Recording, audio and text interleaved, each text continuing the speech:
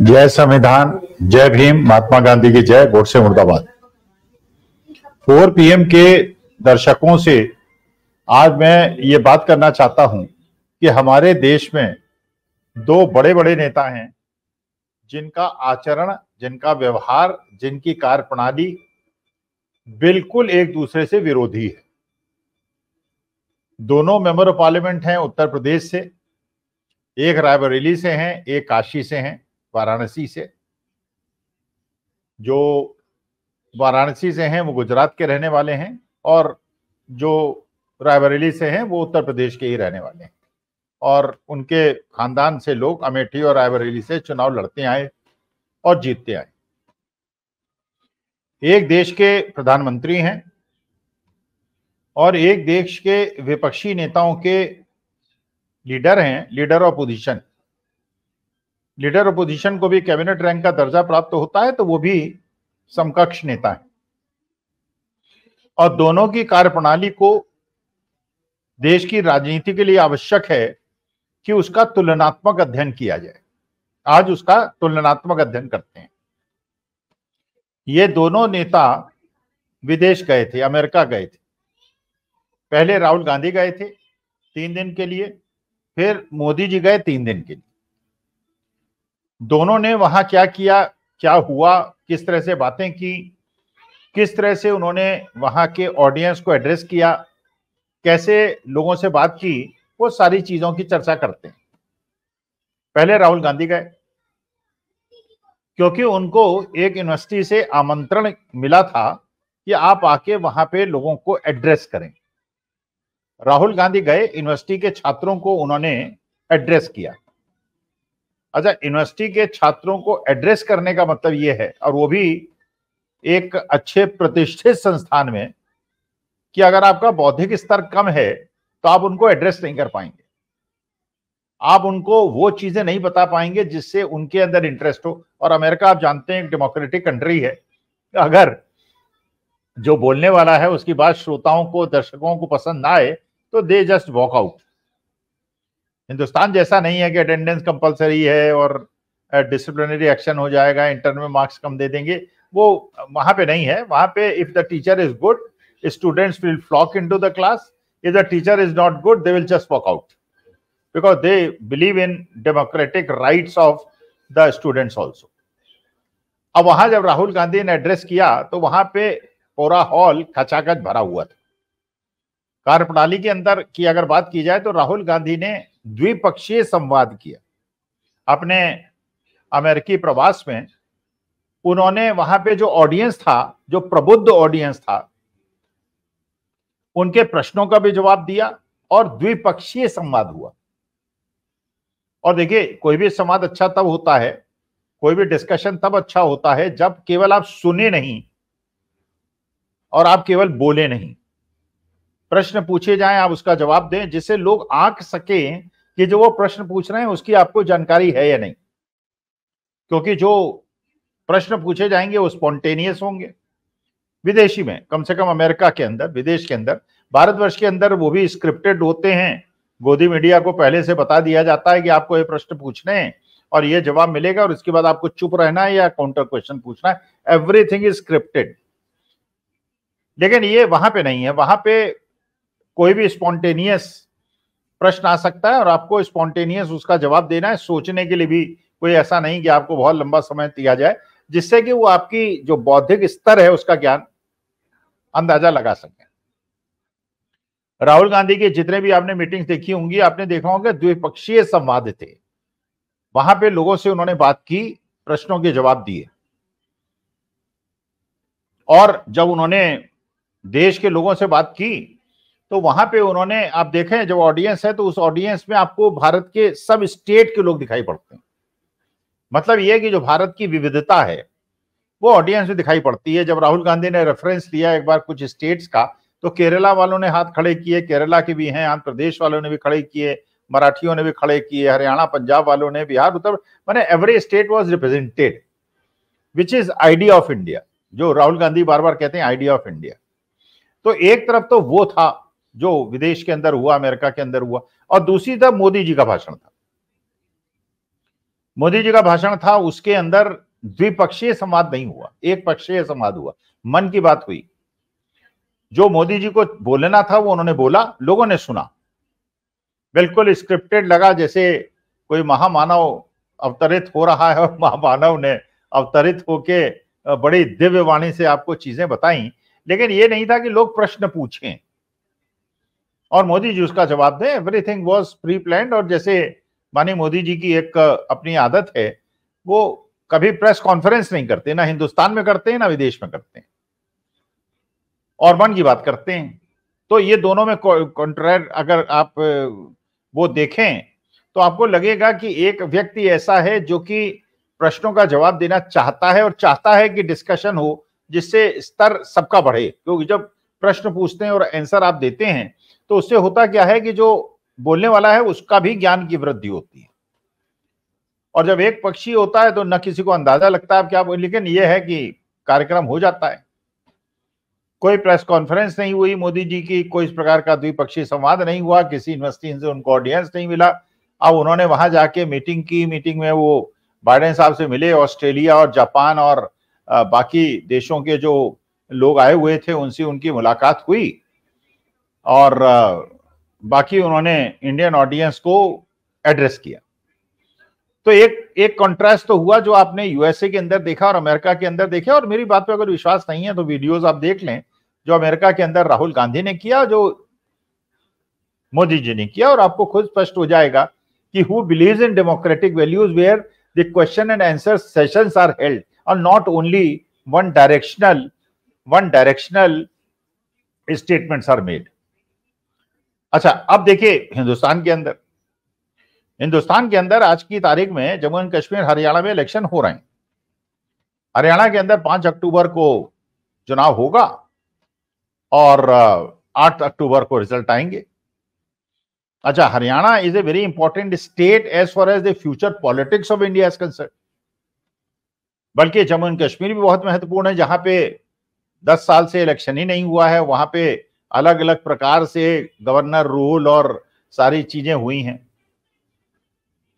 State को 3 part में divide कर दिया गया है। तो ये तो हम लोगों ने सुना था कि यूनियन टेरिटरीज को मिला के स्टेट बना दिया जाए, या स्टेट को 2 पार्ट में डिवाइड कर दिया जाए। ये पहली बार हिंदुस्तान के इतिहास में 75 साल में हुआ है जहां पे स्टेट को तोड़कर यूनियन टेरिटरीज को बनाया गया। लेकिन कश्मीर में अच्छा, इसका बड़ा रोष है। इससे लद्दाख वाले भी बड़े नाखुश हैं, जम्मू वाले भी बड़े नाखुश हैं, और कश्मीर वाले भी, वैली वाले भी इससे बड़े नाखुश हैं। अब ये तो इलेक्शन के रिजल्ट से पता चलेगा जब 8 अक्टूबर को काउंटिंग होगी कि वास्तविकता में जो हम आंक रहे हैं कि बहुत ज्यादा नाखुशी है वो है कि नहीं। क्योंकि लेकिन एक भावनात्मक मुद्दा है कि आपने एक स्टेट को अलग अलग भागों में बांट दिया अपने केवल राजनीतिक हितों के लिए और कुछ उद्देश्यों के लिए। हरियाणा के अंदर अभी राहुल गांधी आज हैं, मतलब 26 तारीख को, और मोदी जी 25 तारीख को थे। दोनों की मीटिंग्स थी और दोनों बड़े नेता हैं, हिंदुस्तान के प्रधानमंत्री हैं और लीडर अपोजिशन हैं। जो मोदी जी की यहाँ मीटिंग हुई उसमें खट्टर साहब अनमने से नजर आए। बल्कि अनमने क्या, खट्टर साहब की एक मीटिंग हुई जो पूर्व मुख्यमंत्री हैं हरियाणा के और आजकल सेंट्रल कैबिनेट में मंत्री हैं। एक मीटिंग के अंदर वहां पे हिसार के एक युवा ने खड़े होके खट्टर साहब से कहा कि वैसे तो हरियाणा के अंदर वो बीजेपी का कार्यकर्ता था, क्योंकि बीजेपी की मीटिंग में तो बीजेपी के लोग जाते हैं और कांग्रेस की मीटिंग में कांग्रेस के लोग जाते हैं। लेकिन उसे लगा कि उसके कोई लोकतांत्रिक अधिकार हैं और वो सच्ची बात बोल सकता है। हो सकता है खट्टर साहब को ये इंडिकेशन मिले कि as to what is to be done, what should be done, क्योंकि कार्यकर्ता था वो भारतीय जनता पार्टी का। उसने खड़े होकर कहा कि खट्टर साहब, हरियाणा के अंदर तो भारतीय जनता पार्टी की सरकार बन जाएगी लेकिन हिसार में हम चुनाव हार जाएंगे। अच्छा, इसको एक क्रिटिकल टिप्पणी मानते हुए अपने कार्यकर्ता की, खट्टर साहब को उसको सही रूप में लेना चाहिए था, लेकिन वो नाराज हो गए कि तुम कैसे, तुम्हारी हिम्मत हुई, कैसे पूछ रहे हो, पुलिस वालों से कहा इसे निकाल के बाहर करो। अपने ही कार्यकर्ता को उन्होंने कार्यक्रम से निकाल बाहर करवा दिया और ये दिखा दिया कि वास्तविकता में संवैधानिक अधिकार और बोलने की क्षमता और प्रश्न पूछने की अधिकार जो है वो ना तो मोदी जी के सामने किसी का है, ना खट्टर साहब जो ex chief minister of Haryana है उनका है। और खट्टर साहब की वो छवि है हरियाणा के अंदर जिन्होंने किसानों पे अत्याचार किया और होने दिया और आंख मूंद के बैठे रहे और मीटिंग्स के अंदर भी आज भी कहते फिर रहे हैं कि वो किसान नहीं थे, वो तो किसानों के भेष में, जो कंगना रनौत कह रही हैं और भारतीय जनता पार्टी के बहुत नेता कह रहे हैं, इसके बावजूद कि किसान उनके खिलाफ लामबंद होते जा रहे हैं, लेकिन वो बार बार इस चीज को कह रहे हैं और भारतीय जनता पार्टी का फायदा कर रहे हैं कि नुकसान, मुझे नहीं पता। तो मोदी जी की जो मीटिंग हुई, उस मीटिंग के अंदर करीब 10,000 कुर्सियों का अरेंजमेंट हुआ, जो सूत्रों से पता चला, जो बताया कि जिस प्रकार का पंडाल था, जो शमियाना लगाने वाला आदमी था जिसे कॉन्ट्रैक्ट दिया गया था, उसने कहा 10,000 सीटों का हमें ऑर्डर मिला था, उसमें भी कुछ सीटें खाली पड़ी हुई थी। शमियाने को बिल्कुल चारों तरफ से क्लोज कर दिया गया था, जिससे कि देख के लगे कि शमियाना भरा हुआ है। इसका माने करीब 8,000 लोग थे। अच्छा, 22-23 एरियाज के लोगों को बुलाया गया था, तो 22-23 एरिया के लोगों को बुलाकर वहां के कंटेस्टेंट्स को बुलाने के बावजूद अगर 8,000 लोग इकट्ठे होते हैं तो ये तो कुछ चिंता का विषय है। अच्छा, मोदी जी की जो हरियाणा के अंदर पहले मीटिंग हुआ करती थी 3 साल पहले, उसमें 2-2 लाख आदमी इकट्ठा हुआ करता था और चारों तरफ से मोदीमय माहौल हुआ करता था। इस बार जो शांत, जो बिल्कुल श्रोता थे, जो दर्शक थे, जो बीजेपी के ही कार्यकर्ता थे, वो बिल्कुल शांत बैठे हुए थे, दे वर नॉट एक्साइटेड।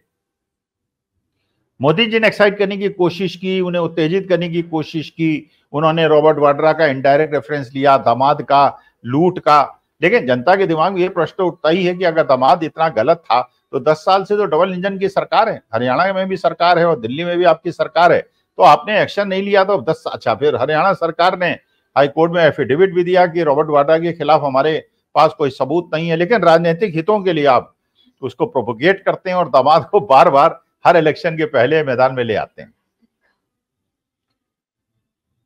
तो एक तो ये मीटिंग का हुआ जो मोदी जी की मीटिंग थी। अब आइए राहुल गांधी की मीटिंग, जो असंध के अंदर आज मीटिंग हुई, जो कांग्रेस मैसेज देना चाहती थी, यूनिटी का मैसेज देना चाहती थी और हर गुट को सामने दिखाने का प्रयास करना चाहती थी। वहां पे राहुल गांधी थे, वहां पे हुड्डा जी थे, भूपेंद्र सिंह हुड्डा जो पूर्व मुख्यमंत्री हैं, डॉक्टर शैलजा थी, वहां पे चौधरी वीरेंद्र सिंह थे, और ये सारे वो लोग थे जिनके बारे में भारतीय जनता पार्टी हमेशा ये कहती आई है कि ये लोग अलग अलग गुट को रिप्रेजेंट करते हैं और इनकी आपस में नहीं बनती।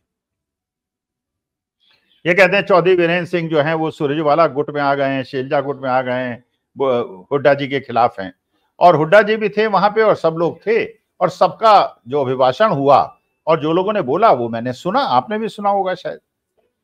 जो सबसे अच्छा पक्ष मुझे लगा, जो कुमारी शैलजा ने वहां पे भाषण दिया। कुमारी शैलजा ने किस प्रकार से वहां पे जनता को बताया, कार्यक्रम, कांग्रेस के कार्यक्रम के बारे में बताया, उसके कमिटमेंट के बारे में बताया, और जिस प्रकार से उन्होंने बताया कि भारतीय जनता पार्टी ने पिछले 10 साल के अंदर कोई शासन नहीं दिया है, बल्कि केवल कुशासन दिया है, चाहे वो किसी भी प्रकार का मामला हो। तो एक जो प्रचार किया गया था हरियाणा के अंदर कि कुमारी शैलजा इतनी ज्यादा नाराज हो गई हैं कांग्रेस से कि वो किसी भी समय भारतीय जनता पार्टी में जा सकती हैं, उसको तो 2 दिन पहले कुमारी शैलजा ने खुद ही साफ कर दिया था कि उनका शव भी उसी प्रकार से कांग्रेस के झंडे में लिपट कर जाएगा जैसे उनके पिता का गया था। इसका माने she could show as if what is the level of commitment of doctor Shailja towards the Congress party. अच्छा, दूसरी तरफ की स्थिति आप देखिए आज की तारीख में, पिछले इलेक्शन में भी हुआ था, एक कॉन्स्टिट्यूएंसी है तिगांव, फरीदाबाद के अंदर।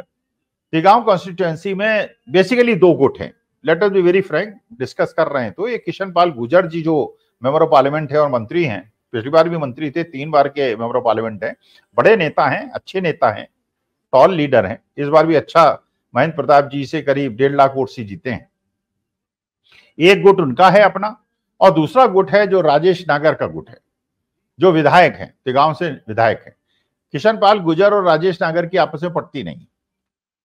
पिछली बार भी कोशिश की थी किशन पाल जी ने कि राजेश नागर को इलेक्शन हरा दें, उनके कार्यकर्ता भी राजेश नागर के खिलाफ काम कर रहे थे, लेकिन बाद में अमित शाह जी ने किशन पाल जी को बुलाया, उन्हें समझाया, उन्हें डांटा, उन्हें धमकाया, और उसके बाद किशन पाल जी ने भी कार्यकर्ता उनके सारे के सारे राजेश नागर के साथ लगे और राजेश नागर चुनाव जीत गए। लेकिन इस बार अभी जो घटना घटी है, जिसके अभी पुष्टि नहीं हुई है क्योंकि कुछ देर पहले की घटना है, कि एक सभासद हैं बैसला साहब, जो किशन पाल गुर्जर के बड़े खासम खास हैं और उसी कॉन्स्टिट्यूएंसी के सभासद हैं जहां से राजेंद्र नगर इलेक्शन लड़ रहे हैं और उनके आपस के वर्कर्स के बीच में और बाउंसर्स के बीच में बड़ा महायुद्ध हो गया। तो भारतीय जनता पार्टी के अंदर इतनी टूट है, गुटबंदी इतनी ज्यादा है। एक तरफ तो गुटबंदी भारतीय जनता पार्टी के प्रत्यक्ष रूप से दिखाई पड़ रही है और दूसरी तरफ से असंध की मीटिंग में कांग्रेस ने अपने सारे गुटों को, तथा कथित गुटों को एक मंच पे लाके और एक प्रकार प्रस्तुत करके उन्होंने सिद्ध कर दिया है कि उनके यहाँ तो एका है और इनके यहाँ बिल्कुल टूट है। बीजेपी ने जो सबसे बड़ी गलती है जो इस बार के असेंबली इलेक्शन में उनको दिखाई पड़ रही है, जैसे उन्होंने कांग्रेसियों को बेरोक टोक के अपने अंदर आने दिया भारतीय जनता पार्टी में, उन्हें बड़े बड़े पद से नवाजा, उससे हो क्या रहा है कि भारतीय जनता पार्टी का जो कार्यकर्ता है वो निष्क्रिय होकर बैठ गया है और कांग्रेस का कार्यकर्ता जो आया था, जो जानता है कि कांग्रेस सत्ता में आने वाली है, वो भी निष्क्रिय होकर बैठ गया है। तो आज के तारीख में भारतीय जनता पार्टी के पास वर्कर्स का टोटा है और कांग्रेस भी, उनके पास भी टोटा है या उनके पास इतने कार्यकर्ता नहीं है, लेकिन वास्तविकता में जो कांग्रेस की तरफ से चुनाव लड़ रही है वो जनता लड़ रही है। तो basically the election has now become a fight between Janata and Bharatiya Janata party. तो अगर कल कांग्रेस की सरकार बनती है तो इसका मतलब ये नहीं है कि कांग्रेस ने बड़ा अच्छा प्रदर्शन किया या भारतीय जनता पार्टी ने बड़ा खराब प्रदर्शन किया। इसका मतलब यह है कि प्रदेश की जनता ने, जिसने चुनाव अपने हाथ में ले लिया था, उसकी जीत हुई है। मुझे ऐसा लगता है कि आज के तारीख में जो मैंने दोनों मीटिंग्स का विश्लेषण किया, उसको देखा, उसकी समीक्षा की, राहुल गांधी की भी और मोदी जी की भी, उससे मुझे ऐसा लगता है कि कांग्रेस पार्टी बड़े आराम से हरियाणा के अंदर चुनाव जीत रही है और भारतीय जनता पार्टी को हरियाणा और कश्मीर का इलेक्शन हारने के बाद हमारी निगाहें रहेंगी महाराष्ट्र के इलेक्शन में। और अगर महाराष्ट्र के इलेक्शन को, जिसको पोस्टपोन करने का पूरा प्रयास केंद्र सरकार कर रही है, चुनाव आयोग कर रहा है, वरना दोनों के इलेक्शन हरियाणा के महाराष्ट्र के एक साथ हो सकते थे, क्योंकि वहां जब चुनाव हारेंगे भारतीय जनता पार्टी, उसके बाद केंद्र सरकार पर भी उसका बहुत बड़ा असर पड़ेगा। तो मुझे ऐसा लगता है next 3-4 months are very important for the politics of us and our motherland. नमस्कार, धन्यवाद और प्रणाम।